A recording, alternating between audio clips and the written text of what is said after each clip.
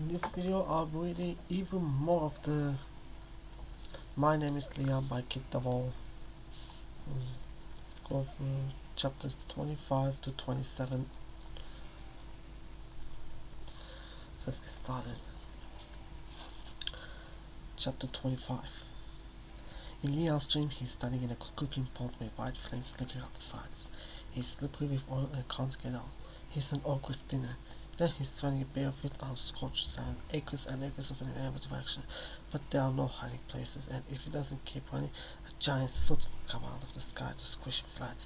If only there was some water. He's calling out, but his throat is cracked and sore, and every time he opens his mouth, someone says no. So he says no back, and they say no louder, so he says no and no and no and no, and then Sylvia wakes him up. It's dark outside and all the lights are on. Come on, Sylvia says, making him sit up. Drink this. That's it.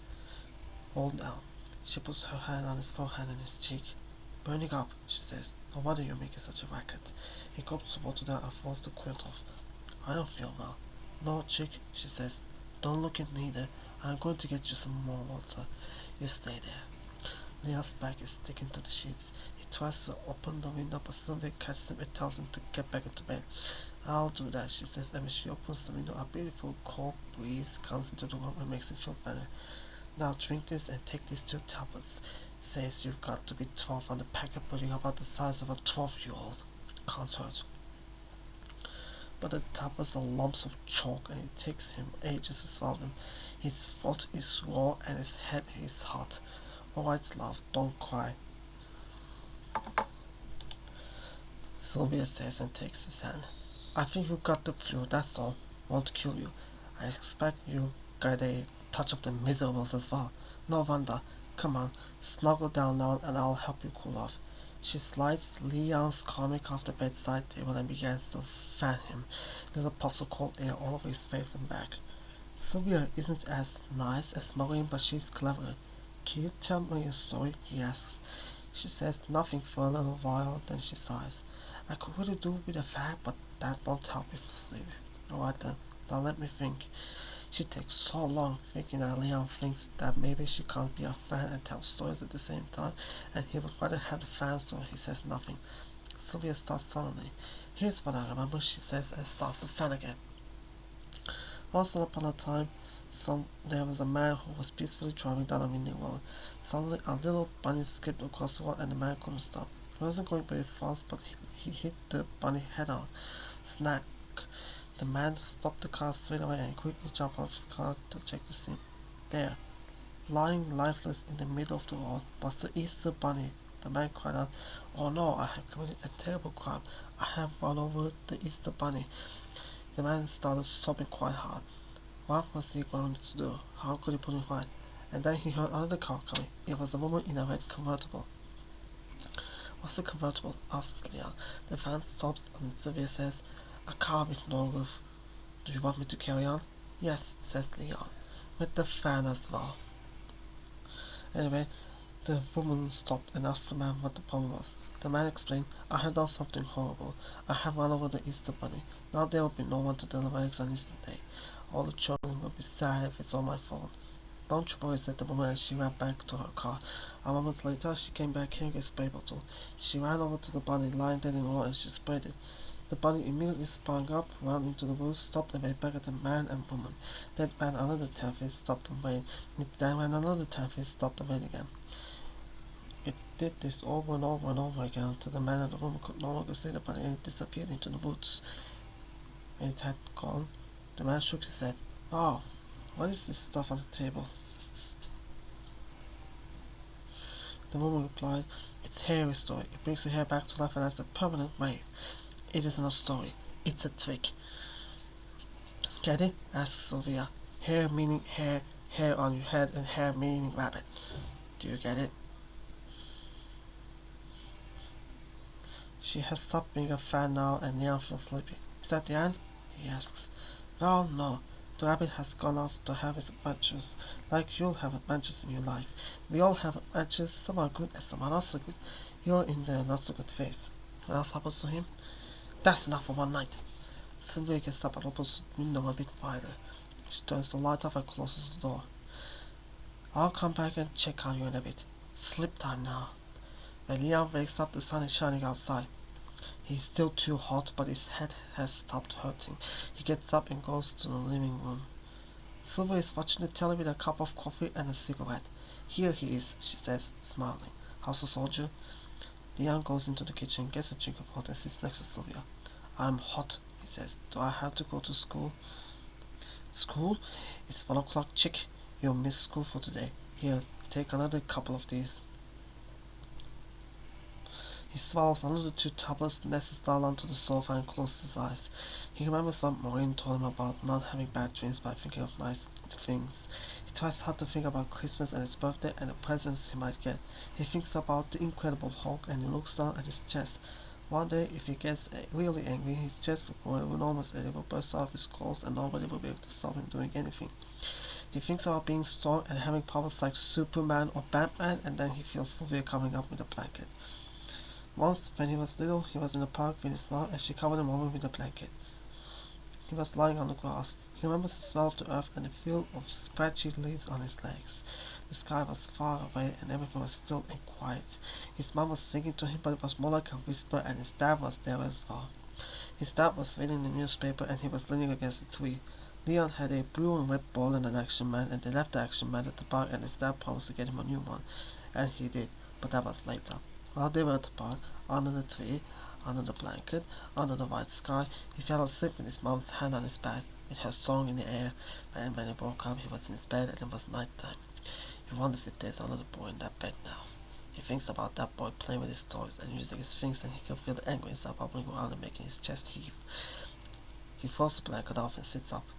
Too hot? Asks Sylvia. Can I go back to bed, please? As soon as he's in his room, he gets his red rucksack from his cupboard and puts it on his lap. He looks inside and counts his things. He opens the pockets with the zips and looks inside at all the things he's collected, and then he puts it next to the bed. The full feeling in his chest has gone. He gets back into bed and closes his eyes and sees his mother's bag, sees her jeans and her cardigan and her trainers disappearing down the corridor at the family center. And he doesn't see her turn around away because she didn't. In the morning, he's better and he's starving. Sylvia puts her hand on his forehead and he eats 4 Vitamix with sugar sprinkled on top. Better stay off school for 1 more day, alright? Leon runs into his room and gets dressed. He takes his rucksack and goes back to the kitchen. Can I go out on my bike, please?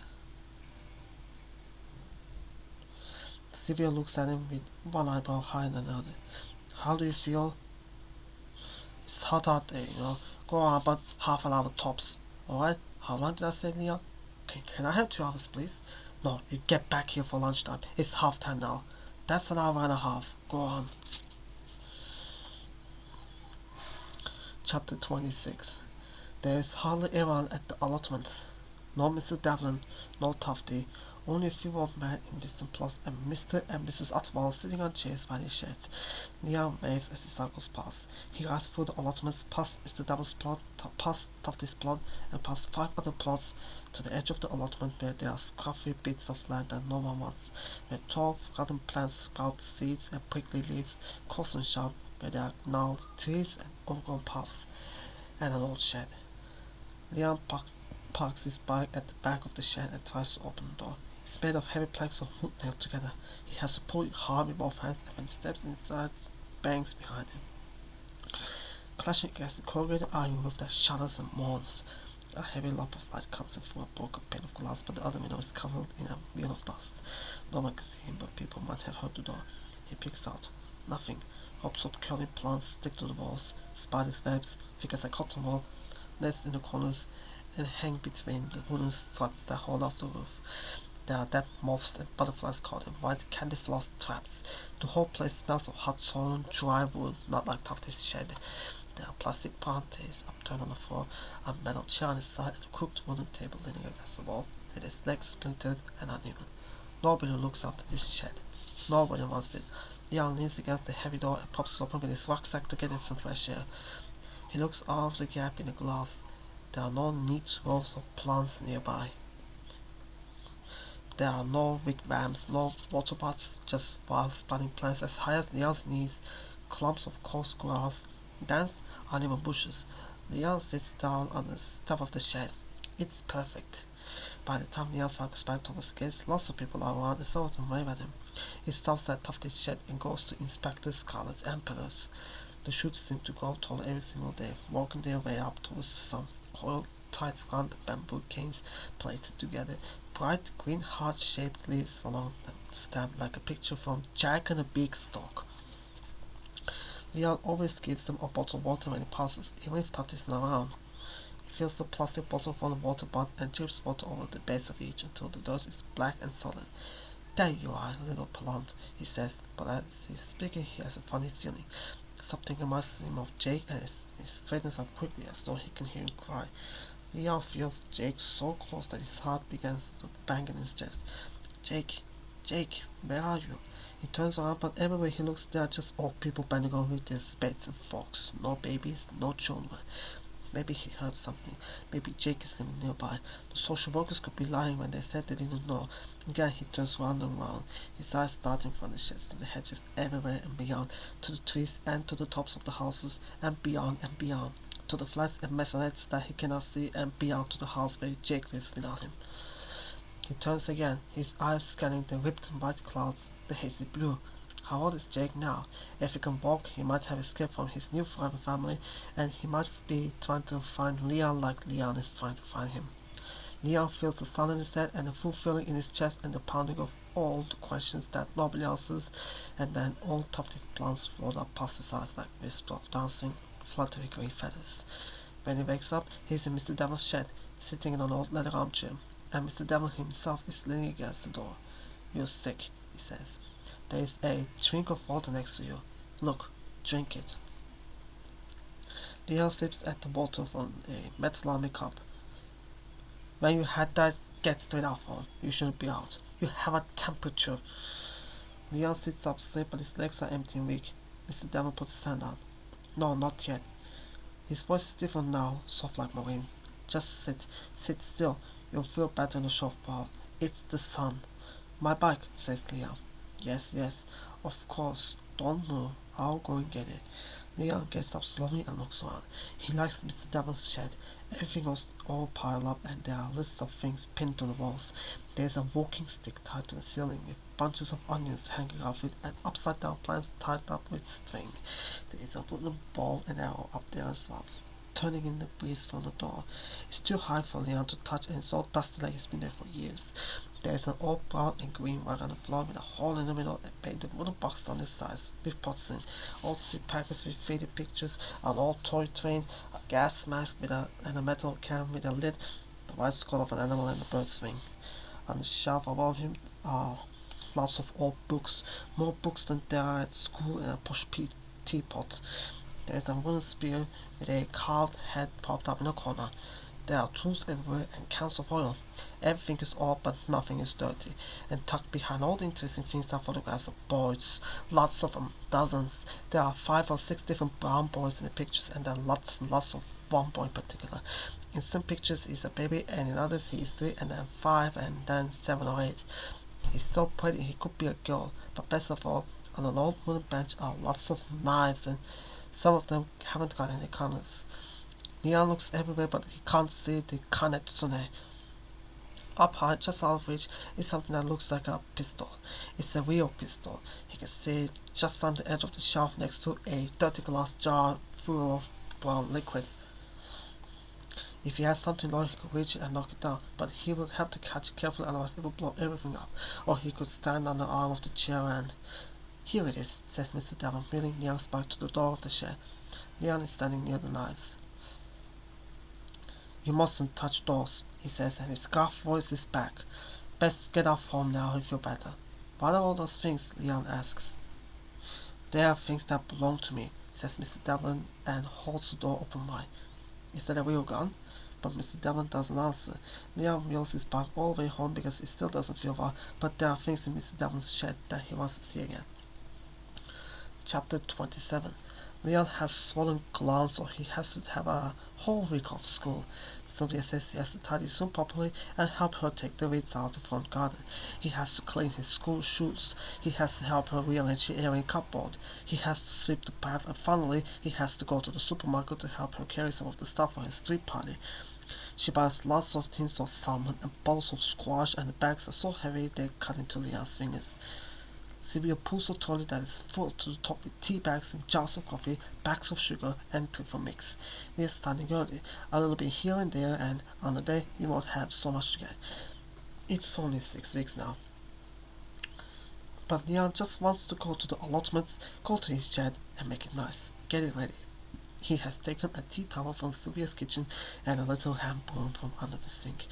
He has got some sellotape for the hole in the window and lots of other things. And he needs to get a padlock because Mr. Devlin has a padlock and Tufty has a padlock and they do things properly. So after he has done all the jobs, he puts his rucksack on and goes to the front door. "Oi," says Sylvia, "where you going?" "On my bike." "There on your bike?" "The big gardens." "You mean the park?" "Yes," he says quickly, "the park with the railings." She looks at him for a while and then she lights a cigarette. "What's in the bag?" "Nothing." "Like what?" "Give me an example of nothing, Leon." "Like a ball in case I see any of my friends." "2 hours," she says, and he races out of the door. It rained in the morning and it rained the day before, so the road is slippery and black. He gets off his bike at the allotment gates in case Mr. Devlin is there and wheels his bike in. Mr. Devlin is kneeling down with a towel. He raises it as Leon goes by. Tufty is standing with Castor with the ginger hair, but as he raises at Leon, his face changes. Leon looks behind. A group of men are walking into the allotment behind Leon. They haven't come to look at the plants and they are not wearing the right clothes for gardening. They have their hands in their pockets and one of them is kicking stones. They walk straight towards him and they look angry. Leon knows that they have come to take him away for stealing. The zipper warned him. Sylvia must have complained to her. He thinks about all the things he has stolen and what he will say.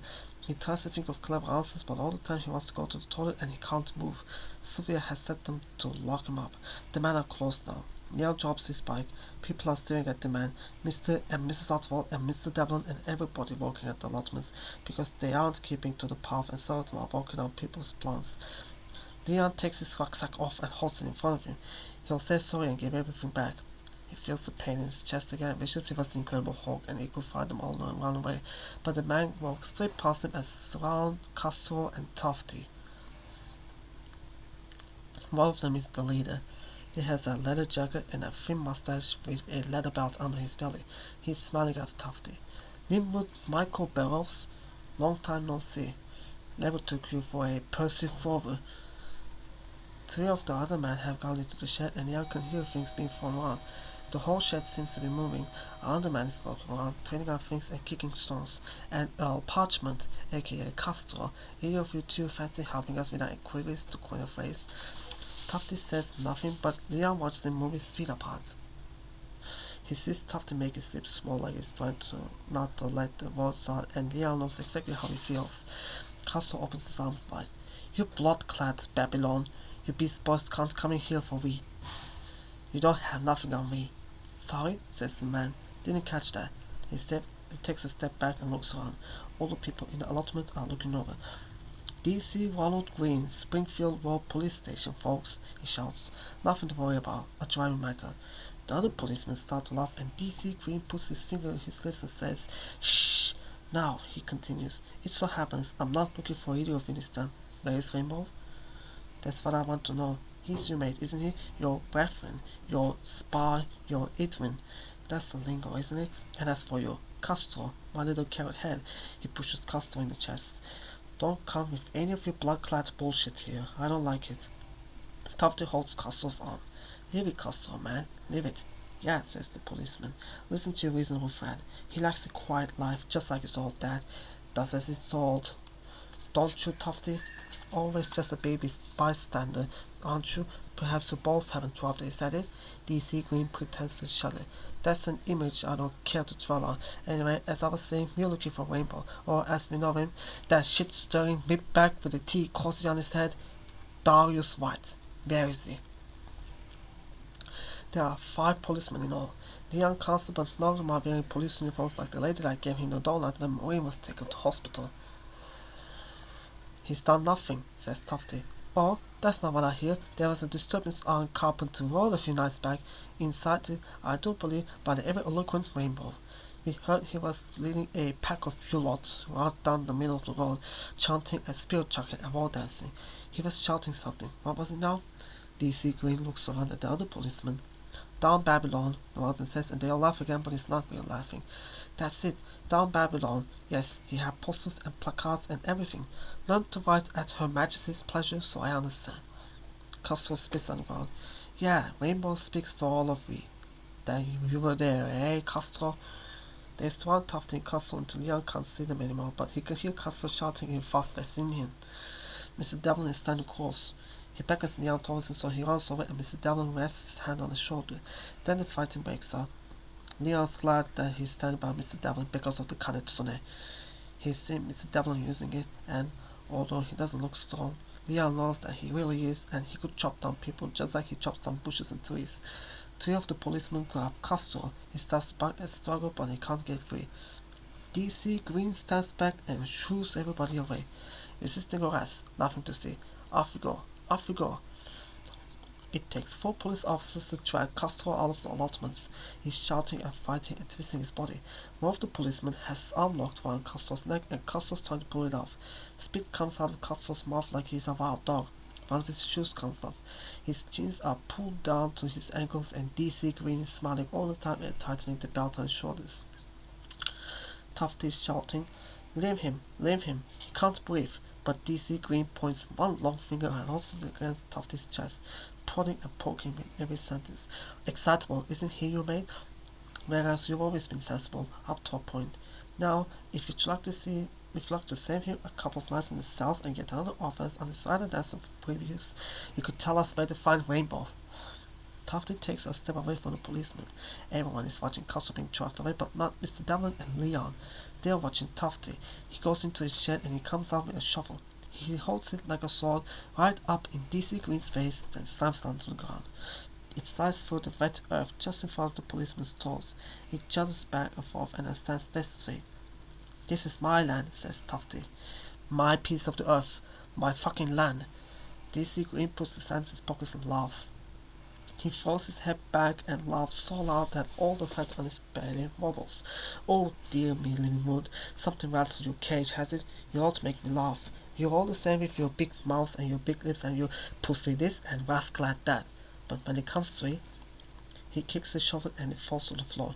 Space don't scare me, Linwood, not one bit. The policeman walks slowly away, kicking a stone in front of him and whistling. Nothing happens for a few minutes, then Tufty looks straight at Mr. Devlin.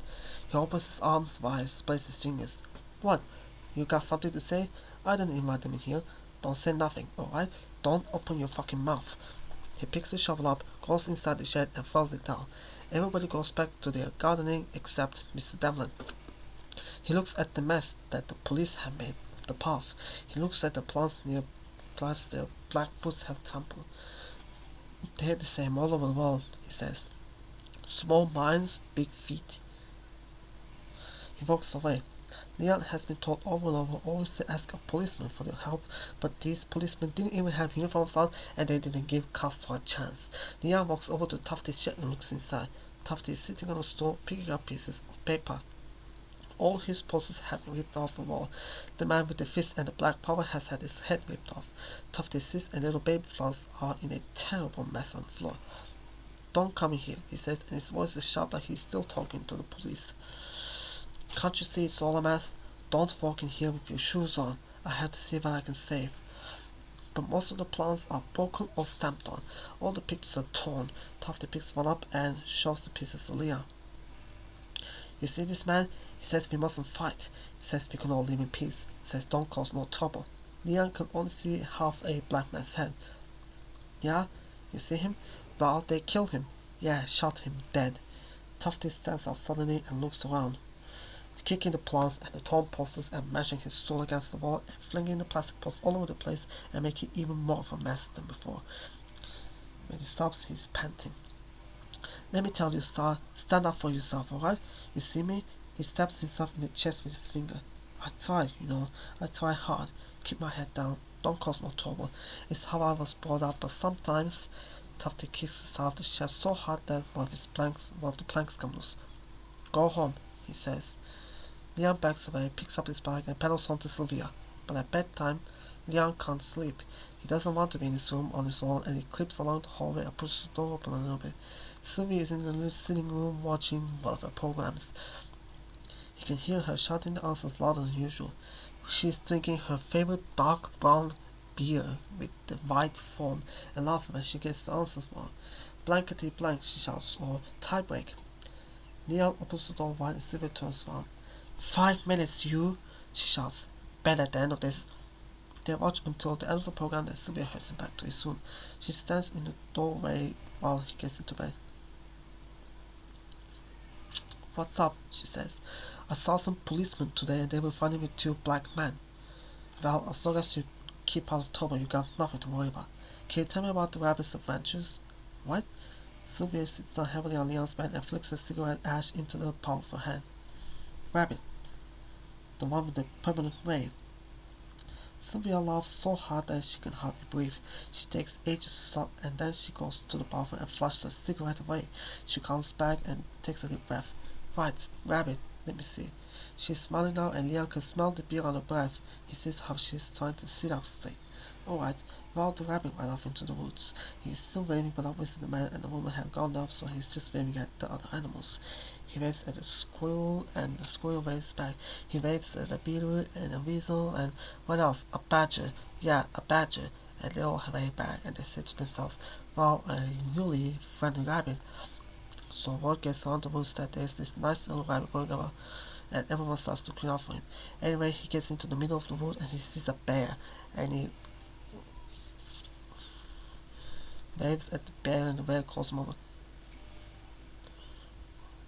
What are you doing? Says the bear. Yeah, I'm fine, thanks. Yeah, I'm fine, thanks, says the rabbit. Do you like in the woods? Asks the bear. That's great, says the rabbit. No problems? Asks the bear. None, no, says the rabbit. I'm A1 okay. Sylvia is a little bit drunk. The bear says, that's great, I wonder if I could ask you a question. Fire away, says the rabbit. Well, says the bear, you know when you go to the toilet for a number 2, how do you get the shit off your fur? Leon stands to laugh. The shit? Asks the rabbit. Yeah, says the bear. Do you find it difficult to get the shit off your fur? No, says the rabbit. It comes right off. Great, says the bear. He picks up the rabbit and wipes it over his arse. Leon and Sylvia lie on the bed together, rolling from side to side.